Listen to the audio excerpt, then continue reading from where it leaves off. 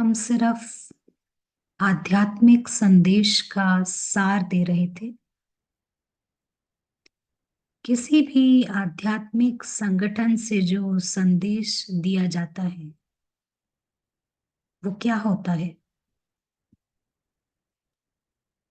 यह संदेश हमें बताता है कि कुछ तो है जो ऊंची चेतना है, यानी हायर कॉन्शियसनेस है।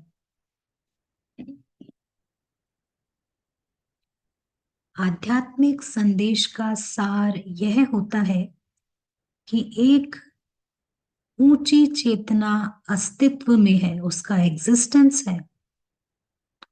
और वर्तमान समय में ऐसा लगता है कि हम कहीं गिरती कला की स्थिति में हैं, जैसे कि हम सोए हुए हैं, यानी हम पूरी तरह से जागृत नहीं हैं, अवेक नहीं हैं। भिन्न भिन्न शब्दों और भाषा का इस्तेमाल किया जाता है हमें यह बताने के लिए कि वर्तमान में एक समस्या है, प्रॉब्लम है। और इसके भीतर एक बड़ी लिमिटेशन है या कहें कि सीमा है। जैसे कि अगर कोई सो रहा है और आप उसे बताएं कि वह सो रहा है, तो वह जो सोया हुआ है वो आपकी कोई भी बात सुनने वाला नहीं है और ना वो आपकी कोई भी बात समझने वाला है, क्योंकि वो सो रहा है। सिर्फ केवल जब वो नींद से जागता है तभी उसे पता चलता है कि वह सो रहा था। अगर कोई बेहोश है और आप उसे बताएं कि वो बेहोश है, उसके लिए इस संदेश का कोई मतलब नहीं रहता है, क्योंकि वो बेहोशी की हालत में है। इसी स्थिति को प्लेटो नामक फिलोसोफर कहते हैं कि ये वो स्थिति है जिसे हम कहें हम नहीं जानते कि हम नहीं जानते हैं। जैसे कि हम एक डबल लॉक सिचुएशन में है या डबल अज्ञानता की स्थिति में है। हमें इस बात को अथवा परिस्थिति को समझना जरूरी है ताकि हम इससे बाहर निकल सके और इस गहरी अज्ञानता की नींद से जाग सके। तो हम एक छवि लेते हैं, एक राजकुमार की छवि या इसे इमेज कहें, इसका हमें उपयोग करते हैं। ये राजकुमार भूल गया है कि वो एक राजकुमार है और सोचता है कि वो एक बेगर भिखारी है। वास्तव में वो सोया हुआ नहीं है, लेकिन ऐसा लगता है कि किसी जादू के प्रभाव में है या जादू के अधीन हो गया है और सोच रहा है कि वो एक भिखारी है। और कोई भी आता है और उसे कहता है कि तुम तो एक राजकुमार हो, प्रिंस हो, तो वो बहुत खुश होता है। कहता है, अच्छा, मैं एक राजकुमार हूँ, आपका बहुत बहुत धन्यवाद। लेकिन फिर तुरंत ही कहता है कि क्या आपके पास मेरे लिए कुछ पैसे हैं, सिक्के हैं? वो राजकुमार शब्द सुनता है, लेकिन वह भिखारी की स्मृति में इतना गहरा खोया हुआ है। भिखारी की स्मृति में जब भी उसे कोई सिक्के या पैसे मांग मिलते हैं तो वो खुश हो जाता है। और अगर वो पैसे और सिक्कों को खो देता है तो तुरंत ही दुखी भी हो जाता है। वो बहुत खुश हो सकता है जब भी उसको बहुत पैसे मिलते हैं, परंतु वो जैसे कि भिखारी की स्मृति में भिखारी का जीवन जी रहा है।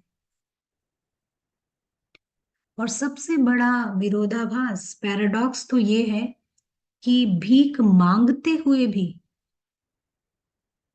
वास्तव में वो वही शाश्वत राजकुमार, एटर्नल प्रिंस है। वो एक संपूर्ण राज्य का मालिक है और उसके पास सभी खजाने हैं, और वह नहीं जानता कि वह भीख मांग रहा है। ये एक बहुत बड़ा विरोधाभास है। भिखारी हमेशा के लिए सिर्फ भीख नहीं मांगता। ये भिखारी एक सिंड्रोम होता है, उसके कई अन्य लक्षण होते हैं, उसके रोज के व्यवहार में जो प्रत्यक्ष होते हैं।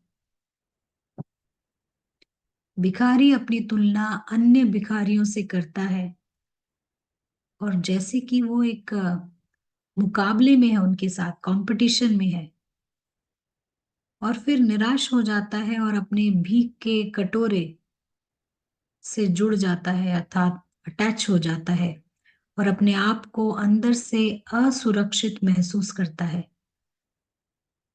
और इस भिखारी की वृत्ति की वजह से कई अन्य जटिलताएं भी होती हैं। राजा और राजकुमार का जीवन अलग होता है, उनका मन अलग होता है। वो भिखारी सिंड्रोम के अधीन नहीं होते हैं। उनका जीवन एक उत्सव है, खुशी है, दान है, दान का नृत्य, डांस है। उनके जीवन में प्यार है और दातापन का जीवन होता है। जब राजकुमार यहाँ आता है तो वह देता रहता है, और धर्मार्थ होकर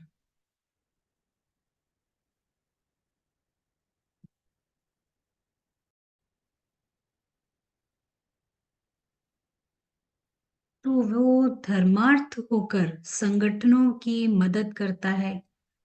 वो यहाँ कुछ भी लेने के लिए नहीं आता है, क्योंकि वो जानता है कि पहले से ही वो भरा हुआ है।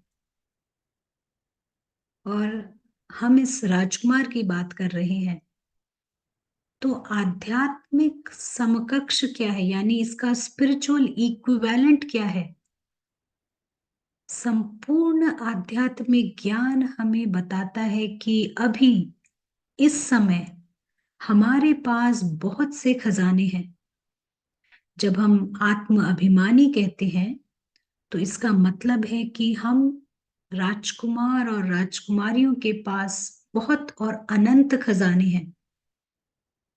जब राजकुमार भूल जाता है कि वो राजकुमार है, तो जैसे वो जादू के अधीन होता है, जैसे वो विस्मृत होता है, बेहोश हो जाता है।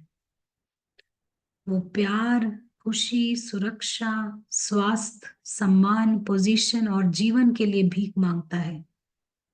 वे उन चीजों के लिए भीख मांग रहा है जो उसे पहले से ही मिली हुई है, प्राप्त है, लेकिन जादू के तहत है। और कोई भी उसे बता सकता है कि आप राजकुमार हैं, वो सुनता है, लेकिन क्योंकि वो जादू के अधीन है, उसका ध्यान भीख के कटोरे पर ही होता है। ये भीख मांगना हमारे भीतर कई रूपों में प्रकट होता रहता है, और यदि हमारे भीतर का वो शाश्वत राजकुमार जागृत नहीं रहता है, तो जरूर भीख मांगने के सिंड्रोम या लक्षण अवश्य प्रकट होंगे। भिन्न भिन्न प्रकार से वो उत्पन्न होते हैं, जैसे कि एक अभिव्यक्ति सद्गुणों की भीख मांग सकती है, और दूसरी अभिव्यक्ति सद्गुणों का प्रदर्शन अर्थात दिखावा कर सकती है।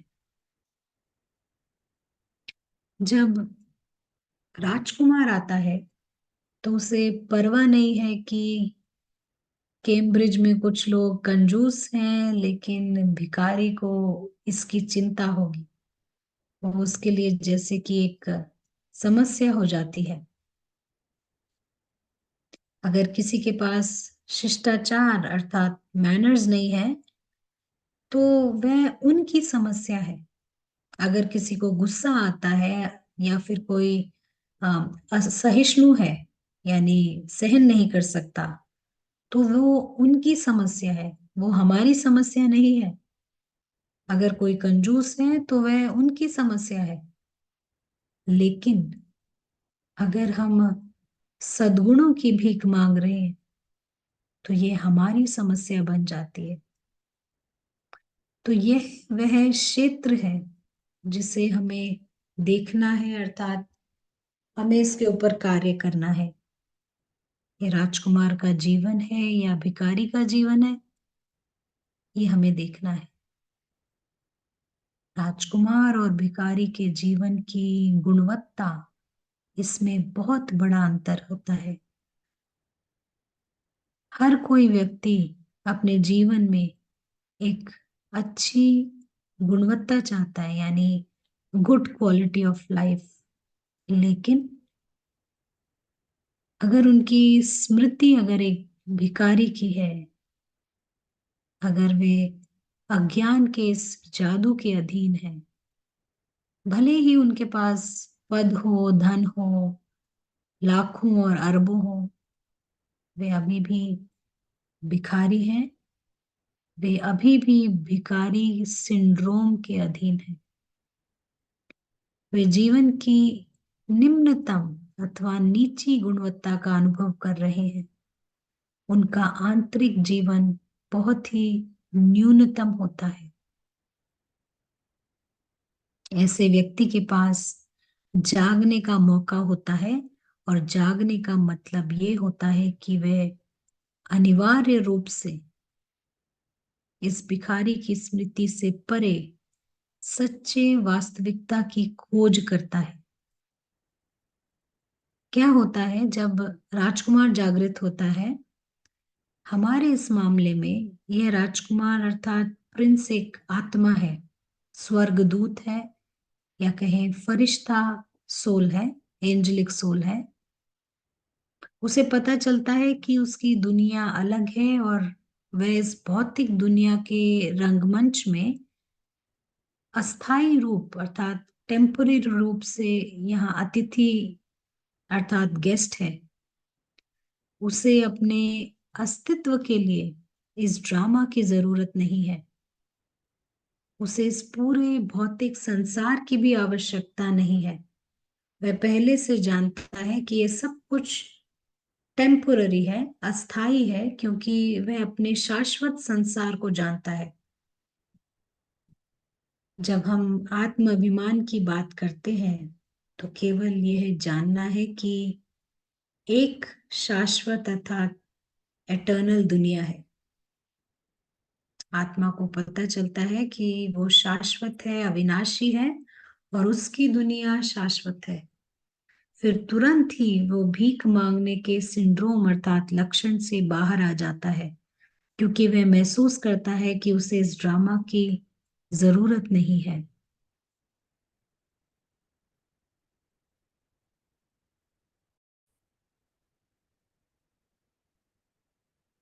तो वह ना तो जीवन के लिए भीख मांग रहा है, ना ही मृत्यु के लिए भीख मांग रहा है, और ना ही कंपनी यानी संघ के लिए भीख मांग रहा है।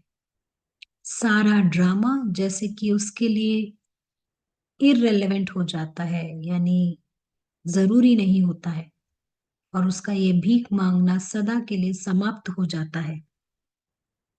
फिर राजकुमार के लिए उसके पास जो कुछ पहले से ही उसके पास है, उसकी खोज करना, ये राजकुमार अर्थात प्रिंस की यात्रा बन जाती है। फिर इस खोज के दौरान वो ढूंढ लेता है कि उसके पास एक पिता है, एक राजा है, एक परिवार है, और अन्य खजाने जो हैं, जिसको खोजने के लिए उसे समय चाहिए, और कम से कम एक बार उनसे मिलने जाना चाहिए, यानी अपने पिता को और परिवार को मिलना चाहिए। अन्य खजाना जैसे कि उसके वास्तविक गुण, शक्तियां और गुणवत्ता है, जो राजकुमार के जीवन का वर्णन करते हैं। जागृत राजकुमार के जीवन में जरूरत शब्द नहीं होता।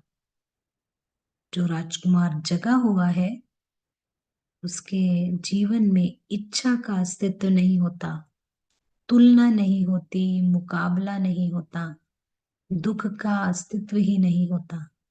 और जब दुख ना हो तो जो शेष रह जाता है वह मौन आनंद है, अर्थात साइलेंट ब्लिस। जहां दुख की एक भी बूंद नहीं है तो जो शेष रह जाता है वह मौन आनंद है। यह है जागृत राजकुमार। जागृत राजकुमार उपयोगी है क्योंकि जो भी जाग रहा है वही दूसरों की सहायता कर सकता है।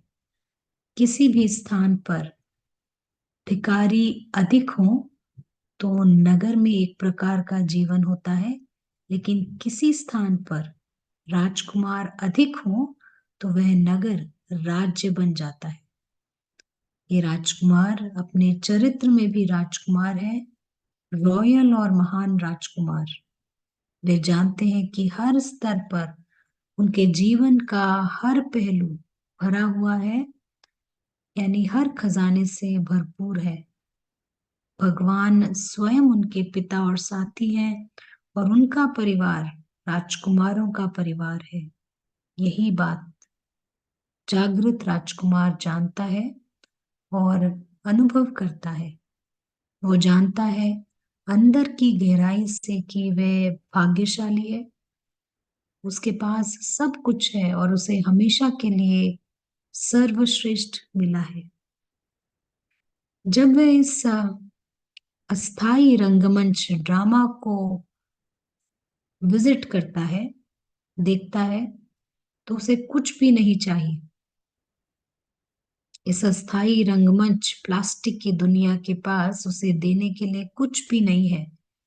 वह अपने दिल को जानता है, उसका दिल हर किसी से प्यार करता है और उसके पास दूसरों को देने के लिए बहुत ही कीमती अर्थात अमूल्य चीज है। इस रवैये यानी इस वृत्ति के साथ वह यहाँ यात्रा करके खुश रहता है।